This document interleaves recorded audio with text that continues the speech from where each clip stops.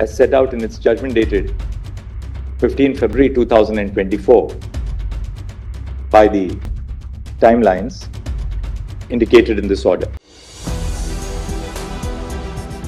आखिरकार सीजीआई चंद्रचूड़ ने यह बता ही दिया कि असली बॉस कौन है।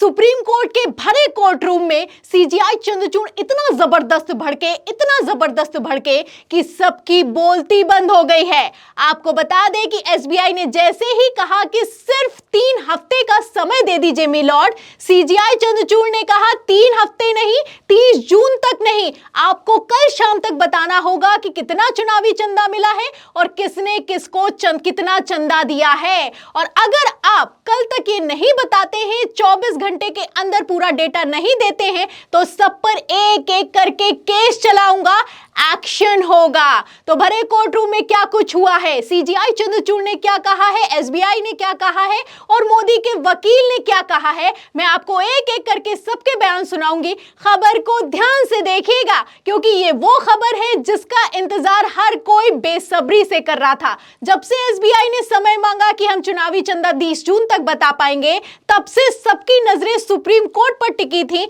और आज सुप्रीम कोर्ट में इस मुद्दे पर सुनवाई हुई है। तो सुनवाई के दौरान सबसे पहले मैं आपको फैसला सुना देती हूं कि सीजीआई चंद्रचूड़ ने एक ही झटके में कैसे मोदी सरकार के सारे मंसूबों पर पानी फेर कर रख दिया है। प्लान तो था कि चुनाव के बाद बताएंगे, लेकिन अब आप देखिए कि क्या आदेश दिया गया है। देखिए खबर में लिखा हुआ है कि सुप्रीम कोर्ट का एसबीआई को सख्त आदेश, 24 घंटे के अंदर मांगा इलेक्टोरल बॉन्ड की जानकारी, 12 मार्च तक देना होगा पूरा डेटा, 15 मार्च तक ईसी रिपोर्ट पब्लिश करेगा। तो जो जानकारी 6 मार्च तक देनी थी और उसे 13 मार्च तक पब्लिश कर देना था, उसे तो दिया नहीं एसबीआई ने। अब एसबीआई ने जब नहीं दिया है तो सुप्रीम कोर्ट ने कहा है कि आप दीजिए, वो भी कल तक दीजिए, यानी कि 12 मार्च तक देंगे और 15 मार्च तक चुनाव आयोग इसे पब्लिश कर देगा। इतना ही नहीं, सीजीआई चंद्रचूड़ ने कहा कि अभी भी आपके पास जितना डेटा उपलब्ध है, जितना अभी आपने हमें दिया है, चुनाव आयोग के पास उपलब्ध है, अभी तुरंत तत्काल प्रभाव से उसे भी पब्लिश कर दीजिए। इस पर तो एसबीआई की हवाइयां उड़ गई। एसबीआई ने कहा नहीं सर, अभी इसे मत पब्लिश कीजिए, इसमें थोड़ा बदलाव हो सकता है। तो जैसे ही एसबीआई ने यह कहा, सीजीआई चंद्रचूड़ ने कहा कि बदलाव हो सकता है, तो जितना भी बदलाव करना है और जितना भी डेटा इकट्ठा करना है, इसको 24 घंटे के अंदर इकट्ठा कीजिए। अगर 24 घंटे से 1 घंटा भी ज्यादा लगा तो सब पर अवमानना का केस हो जाएगा। अभी तो फिलहाल मैं एक्शन नहीं ले रहा हूं, लेकिन 24 घंटे के अंदर हर हाल में सारा का सारा आंकड़ा देना ही होगा। इस पर मोदी सरकार के वकील का बयान निकलकर सामने आया। हरीश साल्वे ने बड़ी हिम्मत जुटाते हुए सुप्रीम कोर्ट में जो कहा है सुनेगा। उन्होंने कहा कि इलेक्टोरल बॉन्ड खरीदने की तारीख और खरीदने वाले का नाम एक साथ उपलब्ध नहीं है, उसे कोड किया गया है, उसे डिकोड करने में समय लगेगा। तो कहने लगे कि समय लगेगा और कम से कम 3 हफ्ते का समय दिया जाना चाहिए। इस पर एसबीआई भी बोल पड़ा। एसबीआई ने क्या कहा सुनिए। एसबीआई ने कहा कि बॉन्ड का नंबर, नाम और कितने का बॉन्ड है ये जानकारी हम अगले 3 हफ्ते में दे सकते हैं। ये सुनते ही सीजीआई चंद्रचूड़ ने एसबीआई को जबरदस्त फटकार लगाई। कहा कि आप 3 हफ्ते में नहीं, हमें 24 घंटे के अंदर दीजिए, पहली बात। और दूसरा, सीजीआई चंद्रचूड़ ने कहा कि हमने तो 15 फरवरी को ही इलेक्टोरल बॉन्ड को रद्द कर दिया था, तो आप 15 फरवरी से 11 मार्च तक आखिर कर क्या रहे थे, इसका जवाब भी दीजिए। 26 दिन हो चुके हैं, अभी तक आपने क्या किया है जो आप अब फिर से 3 हफ्ते का समय मांग रहे हैं? 3 हफ्ते का समय नहीं मिलेगा, जो डेटा जैसा है वैसे ही हमें दे दीजिए।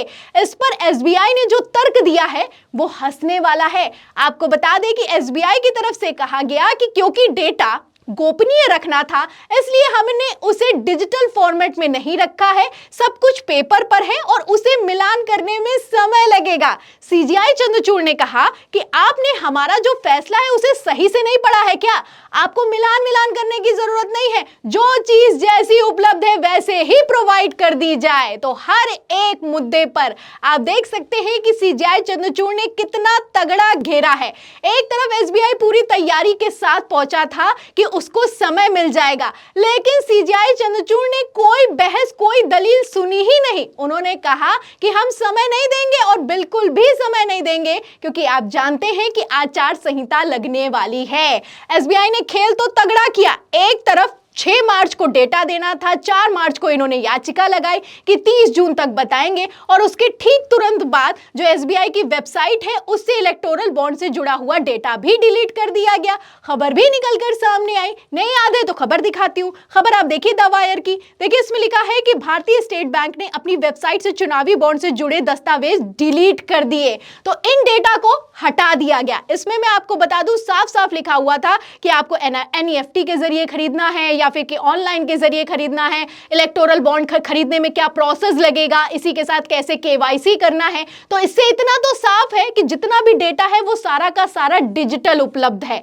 लेकिन अब एसबीआई कह रहा है कि डिजिटल है ही नहीं, वो तो पेपर पे लिखा हुआ है। जो 22,217 बॉन्ड्स हैं वो पेपर पर है, हमें उसकी मिलान करनी है क्योंकि नाम और देने का समय अलग अलग है। अब सीजीआई ने कहा कि ना आप मिलान कीजिए ना आप कुछ कीजिए, आप कुछ काम मत कीजिए, बस जैसा है वैसे ही दे दीजिए।